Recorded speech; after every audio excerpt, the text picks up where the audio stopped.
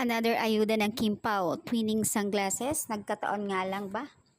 Or baka kay Daddy Pao yun. So itong photos na ito guys, magkapareho sila ng sunglass ni Kim Cho. Yung gamit ni Kim sa kanyang pagbabike na 20 km, yun ang suot niya. And then si Pao ganun din. So confirm nga na magkasama ang dalawa. Couple sunglasses, so sweet nga naman. Ito ba ay nagkataon nga lang ba ang sunglass nila kasi pareho naman din sila ng shoes, kung minsan naman ang medyas. Maraming mga bagay na halos magkapareho silang dalawa sa bike. Siguro nga dahil ultimo yung cap nila na pang bike. Siguro nga kasi isa lang kasi yung binilihan nila ng gamit ng pang bike, yung sa store.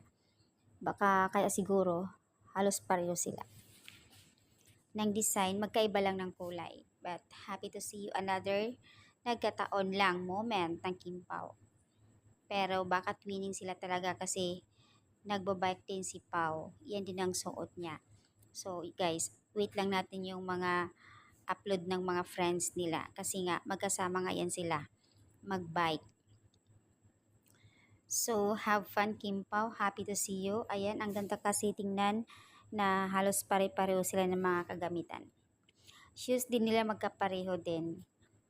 Ay, kaya pala sabi ni Pao doon sa post niya, hindi ba pwede na nagkataon lang? Kasi nga lahat ng bagay nakikita talaga sa kanila at syempre ikinatuwa din ng karamihan na makita silang ganyan na halos pareho. Kumbaga doon na lang magbabase ang mga Kim Pao fans sa mga kagamitan nila sa mga galawan.